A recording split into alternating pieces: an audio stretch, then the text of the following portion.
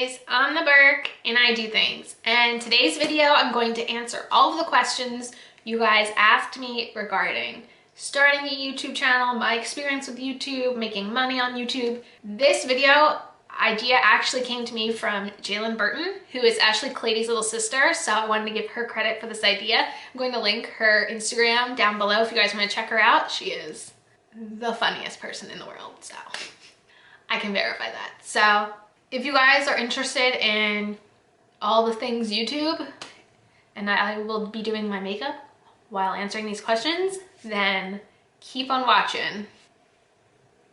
Let's go. Okay, so I'm gonna get started now, and I'm not gonna really talk about the products I'm using. I'll link everything down below in case you're wondering, but I just want this to be a very free-flowing chat. I don't want the makeup interrupting it. So I decided that before I started answering questions, what I'm going to do is I'm going to give kind of a quick background of me and where I'm coming from before I go into all the answers, in case you are not familiar with my background. So for anyone who does not know, hello, I'm Rachel. My last name is Berkowitz, Rachel Berkowitz, the Burke. That's where that comes from.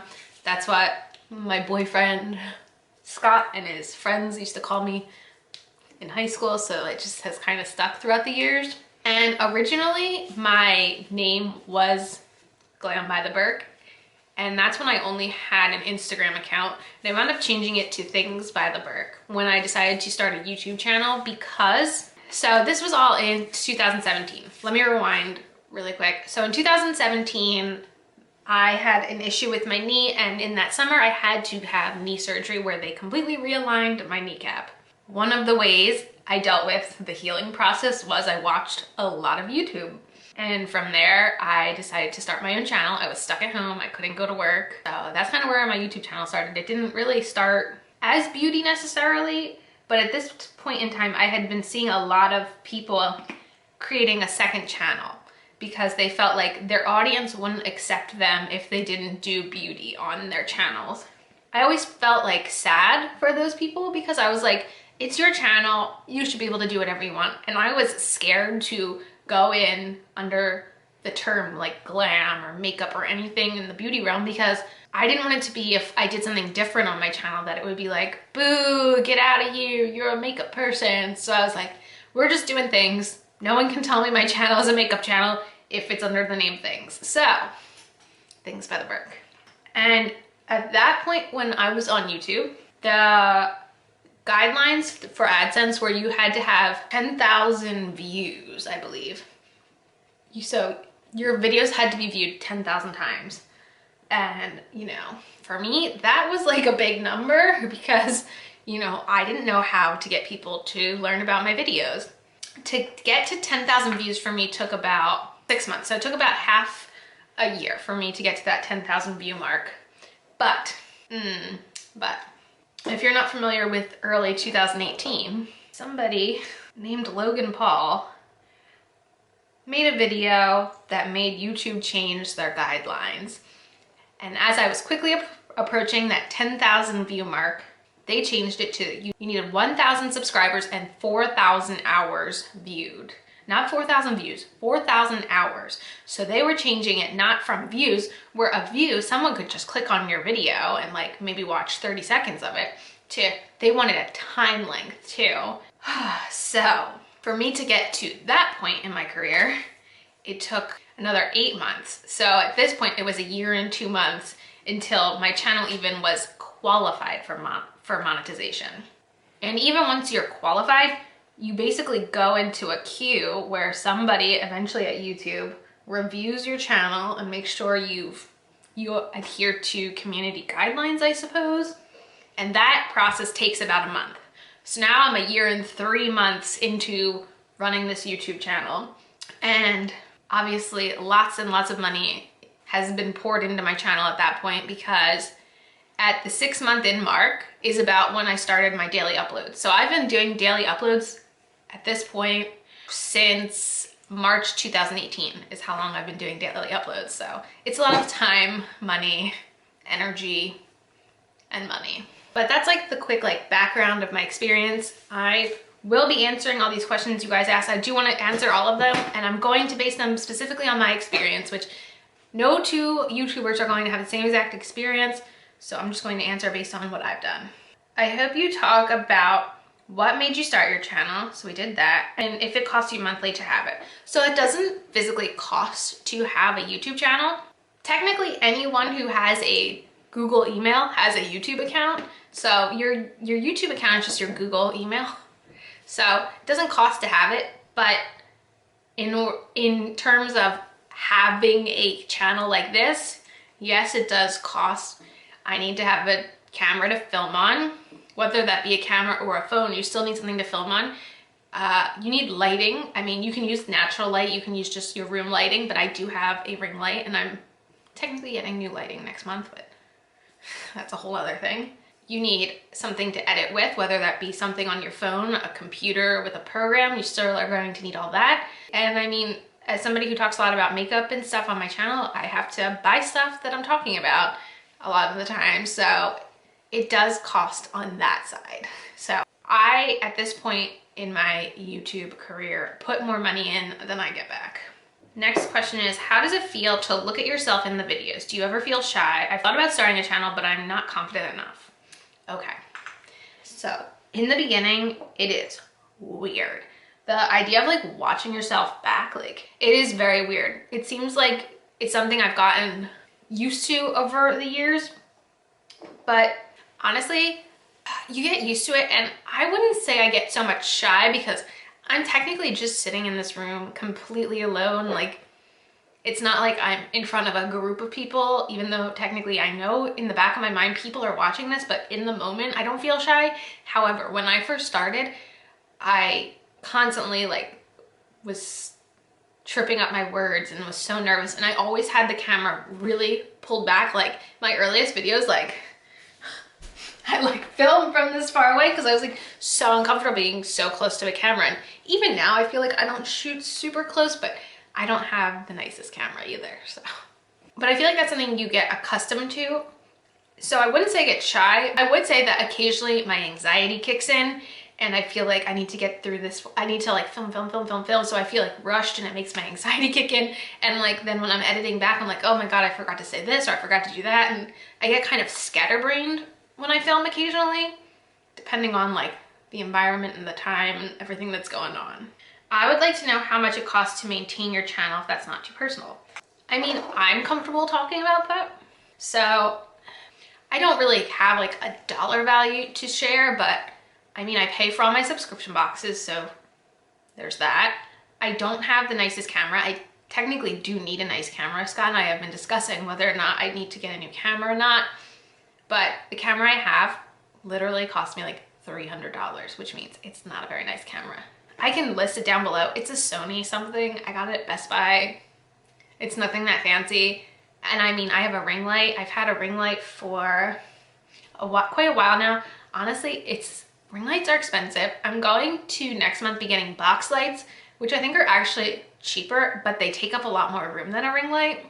So the equipment alone is very expensive. Like, I had to buy a new computer this past year because the computer I had crashed and I needed something to be editing on. So like a lot of the things that you don't physically see when you're watching a video, I feel like that is where the stuff is really expensive. But I mean, honestly, one of the reasons when I do like a haul video, I like to show you guys how like I get the best deals, where like if I find a good sale at Ulta, I make sure to wait until like one of their bag of freebies comes in, because that's a way for me to get things for my channel, but also that free stuff is stuff that I'm able to also review on top of it. And you know, it just helps me as somebody who's not on PR lists, getting the best deal to try things, to talk to you guys about, to say like, this is really great, I found this, it's amazing, this is why it didn't work, me to do for like stuff like that. That's why I'm always trying to find like good deals to try to do things. I feel like it just got sunny and the light changed, but whatever. Welcome to using natural lighting. I have no idea how to use Adsense at all, or editing, really anything except cutting on the camera. Okay, so Adsense is essentially, again, it's just your Gmail account. And I think you just literally, like Adsense has a website that you go to that you can attach your Gmail account to, but you don't just get AdSense. Like, I did not get my first ever paycheck from AdSense until January this year. So when you get AdSense, you need to have $100 in your account to be able to actually be paid every month, or else it just sits there and waits until you accumulate $100. So for me, it took me 1 year and 3 months until I got my first ever paycheck at all, and it was for like just about $100. All you do is, it just kind of, you don't really have to do anything. You set up your AdSense account through your Gmail. I think you set up your bank account you want the direct deposit into, and then everything else happens on the back end. Like, I don't need to like accept it or get a check in the mail. The 21st of every month, I get a direct deposit into my account, and it's just, that's all it is. How do you deal with haters? That's a good question. So, haters, angry commenters, whatever we want to call them, they are an interesting part of this job that you don't really get at a normal job.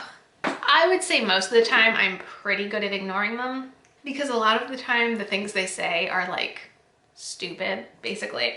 To put it lightly, I would say the majority of mean comments I get are on unboxing videos, because people are extremely passionate about the subscription boxes they like, and honestly, like, it's why I'm more pulling back on doing subscription unboxings, because I just feel like it's a box of makeup and people get so passionate about it, and I just don't care. It doesn't make sense to me, and it just kind of takes the fun out of it. I feel like one of the things I really did enjoy doing when I started my channel was unboxing videos, but it's at the point now where, like, if I do an unboxing, and for me when I'm doing an unboxing video, I'm thinking the viewer here is potentially someone who is considering subscribing to this box, and I'm going to sit here and I'm going to tell them honestly what I think about it, because that's why people watch reviews, because they want to know, should I buy this or should I not? They don't want someone to just be like, this is great, this is great, this is great, this is great. Like, they want to know the truth. And there are people where, like, they get so offended that if you're like, oh, this really wasn't the best month of this box, I don't understand. It's kind of taken away the fun, and it's why I try not to do as many unboxing videos anymore. And it's interesting because I just don't feel the passion when I do unboxings that I used to. And honestly, they get the highest views on my channel. They bring in the most AdSense on my channel, but it's just not what I want to do. And I get emailed often from brands who want me to unbox their subscription boxes on my channel. And I just don't do it because I don't want to be an unboxing channel. It just doesn't interest me. And I know it would make me money being fully an unboxing channel. I know I'd make really good money, but it's just not my passion. And that's all there is to that. Oh, but speaking of haters, how do I deal with them? It really depends on the day of the week. If I'm in like a good mood, half of the time I'm really good at laughing them off and being like, Scott, look at how ridiculous this is.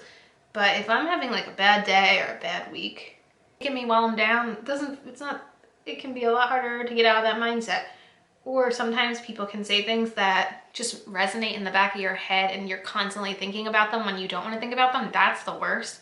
I mean, there was one video. It was just like, I obviously have, at the age of 30, developed acne.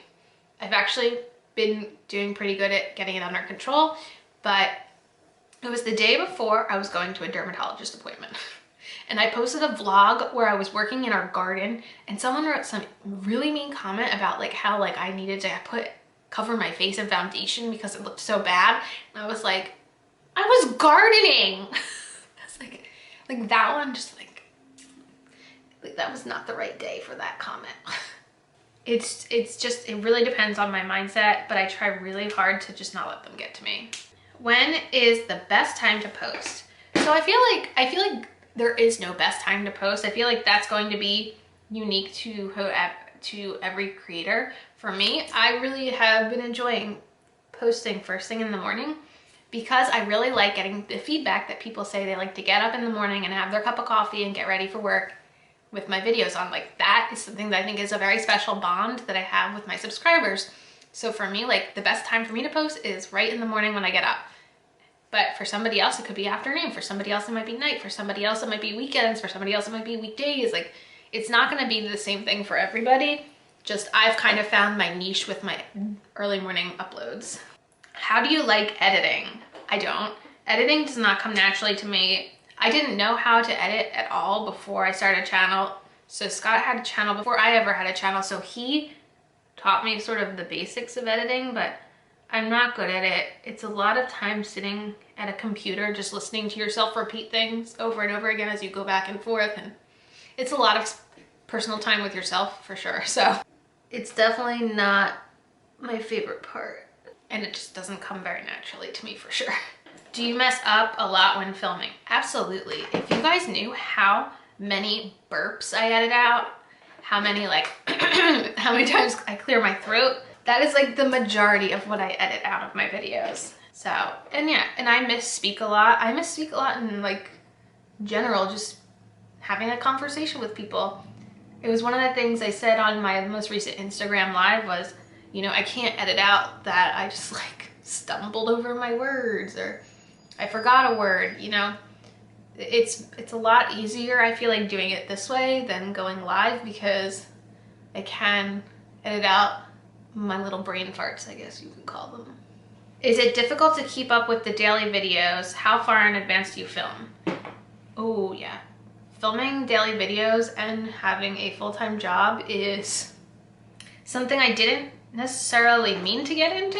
It just sort of happened, and you know, I don't plan on stopping that anytime soon. But it is very hard, and I do feel like whenever I am having downtime, I feel guilty if I'm not filming, if I'm not editing, if I'm not doing something productive for my channel. It definitely takes up a lot of my life. I also kind of feel like it is something that I love doing, so it doesn't make me like angry that I have to spend my free time doing this. It's more hard on the side of people not respecting that I don't have endless free time, that I do technically have 2 jobs. I consider this a job. It's a job that I love. It's a job that I enjoy. Like, to me, I'm happy to call this a job because they say you don't work a day in your life if you love what you're doing. And that's how I feel about this channel. I love what I'm doing. I love talking to you guys. I love communicating back and forth. Like, this is what I like to do. I like to help people, and that is why this channel is so important to me, because this is, to me, my way of having a platform where I can make a difference, where as a financial analyst, like, I'm not going to make a difference in the world doing that job. How much money do you usually make per video? I mean, that's a fine question. I can literally go into my YouTube creator studio and talk to you about this. So I don't make a lot on this channel. Let's just start there. A typical month for me, you never really know what you're gonna make because you don't really know what people are going to want to watch that month, how long they're going to want to watch. So a big thing is your AdSense money depends on a couple things. How many people are watching, how long they're watching, and how long the video is. So if a video is over 10 minutes long, you can have ads within the video. You know, I'm just looking at my AdSense right now. In September, I made $129.79. This month, October, I'll be paid $172.85. So it's not a lot of money. It's not nothing, but considering buying all the subscription boxes, buying makeup, having equipment that I need to buy, making sure, like, I just had to buy a new MacBook, like, it's not a lot of money. And for purposes of understanding, if you're watching this in the future, those numbers are based off of my subscriber count being at about 4,200 subscribers right now. I can look at the last 28 days to help you guys. So my best performing video in the last 28 days was my October BoxyCharm video, and I made $28.35. That's a lot of money typically for my channel to make on a video. Whereas, let's scroll to a random video here.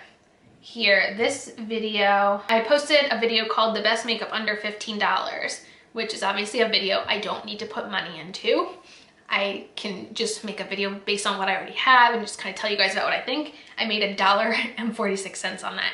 So in my experiences, unboxings, hauls, videos where you're investing a lot into is when you make a little money back. However, that's not realistic for a small channel like me. I can't constantly be buying and showing and buying and showing. Like, I need to sometimes just do videos like this where I'm just using the stuff I have, talking to you guys like you're sitting here with me.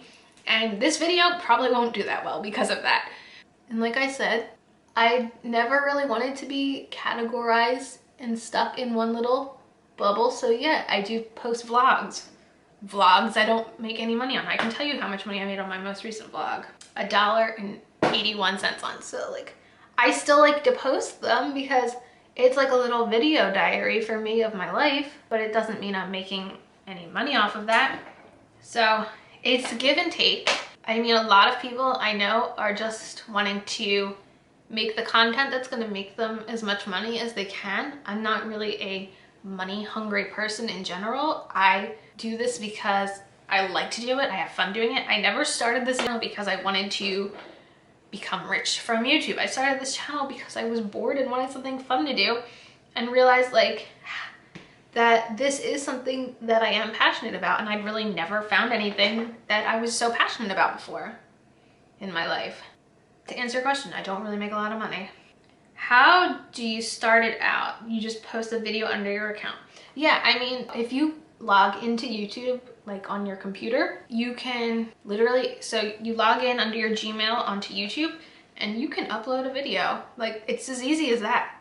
There's something in your account that's called Creator Studio. That's where you can, you know, add the little cards up here. You can add stuff at the end of the video. There's a whole bunch of stuff. There's an audio library. When I started on YouTube, I had no idea that YouTube provided an audio library where you could pick copyright-free music that you could use in your videos. I mean, there's a lot that is just, you have to learn on your own, and it's very frustrating because I don't really have anyone who helps me.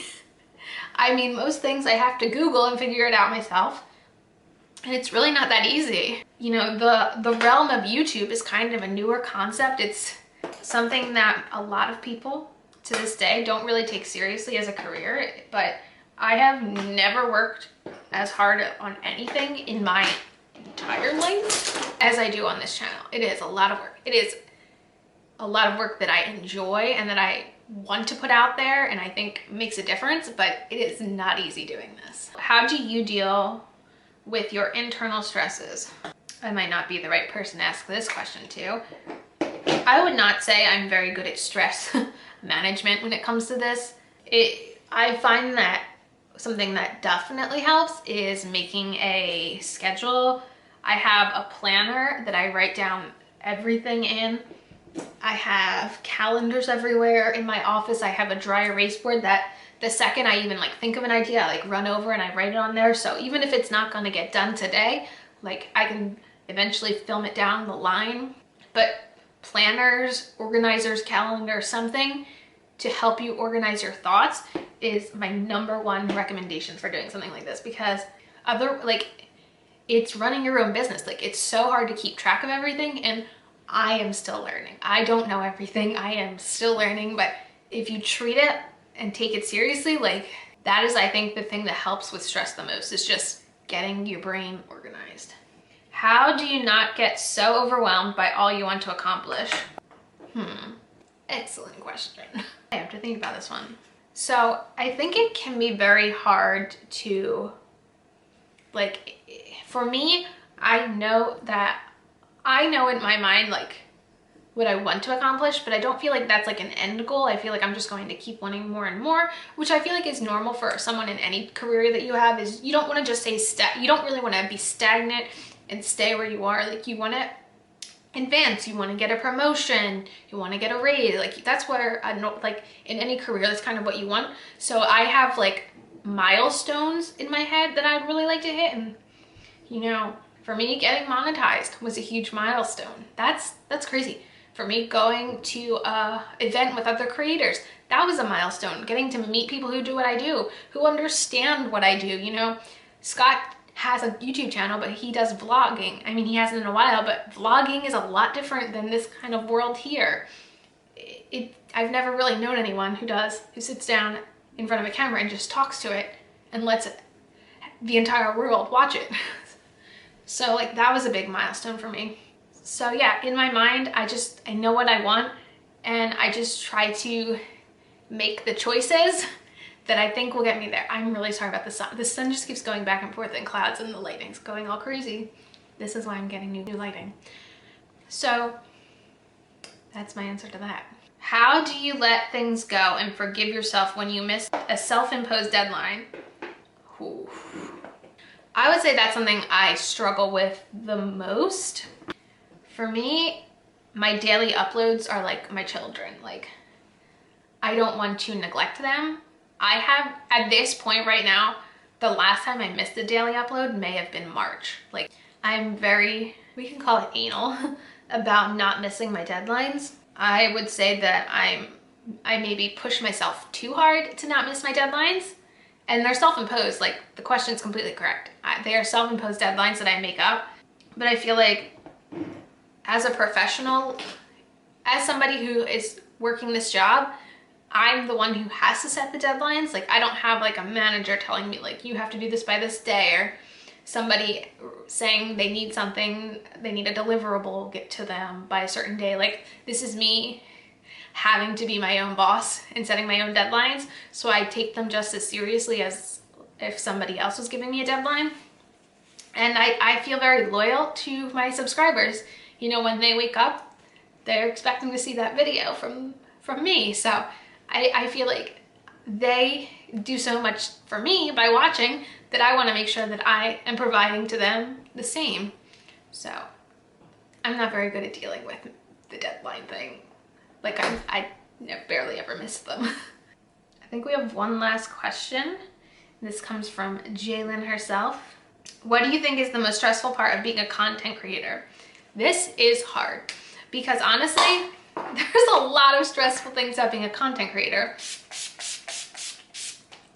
I would say one of the hardest things is I don't want to say the wrong thing. I feel like I am very good in general about not going out of my way to offend people or say anything rude, but you know, I naturally have like this socially awkward, sarcastic personality. I kind of use humor and sarcasm to go through life, I guess you could say. For me, I try to be self-aware of jokes I make because I don't want to be taken the wrong way, because I'm just here to have fun, to be with you guys, to make a difference in the world. Like, I'm not here to hurt feelings. I'm not here to bully anyone. I'm just here to hang out with my friends on the internet. I would say another really hard thing about being a content creator is there's no how-to book on how to do this job. Everyone has their own journey, and how do you find somebody to guide you? So like when I started at the company I worked at, I had a mentor. I was given a mentor whose job was to help me with any questions I had. When you join YouTube, you don't get a mentor. Still don't fully know what I'm doing sometimes. One of the things that was interesting about Ipsy Live was just getting to be around people who could say, oh yeah, like making thumbnails are so hard. Like, yeah, they are. It's not easy to make a thumbnail. Like, and like one of the things that I always said before I ever even started a channel was, I'm not clickbaiting people. I don't want people clicking on my videos because I'm tricking them to click on my videos. I want people clicking on my videos because they're interested in the content, or they want to, or it's actually something that they're passionate about. I don't want to trick people into watching my videos, because that is not who I am. I don't trick people into doing things. I've always from the beginning wanted my channel to have integrity, and like that is one of the most important things to me. Is I don't want to seem fake. I don't want to lie to you guys. Like, I just want to have a good time, hang out with you guys, give you guys content that you really like. And it can be really challenging for sure on my end, because editing does take a long time, and an unboxing video or a haul video, those are easy to film, easy to edit, but they cost money. Whereas something like this takes a long time to film, takes a long time to edit, and I won't make as much money. So for me, the hardest part is sometimes the time and effort. The more time and effort I put into something, the less I get back. But that doesn't necessarily matter to me, because I feel like to the people that I do reach, it makes a difference. Do you know what I mean? And I'm not in this to be a millionaire. I'm not in this to be rich and famous. Like, I'm just in this because this is something that makes me happy, and I feel like maybe makes somebody else happy, I hope. I hope so. Bottom line is, after going to Ipsy Live and meeting other creators who I feel like have the same values as me. It made me kind of feel recharged and re-energized and really excited to continue on this journey. So I hope I got to answer all the questions that you guys wanted to hear answers to. Let me know in the comments if I really missed anything. I do get a little scatterbrained sometimes when I film videos like this because my brain is like all over the place, like so much to tell them, and I miss something. So let me know in the comments if you feel like I missed anything. And as usual, thanks for stopping by my channel. If you're new here, click the subscribe button and ring that bell for notifications. I have my Twitter and my Instagram down below. Give them a follow, and I'll see you in the next video. Bye, guys!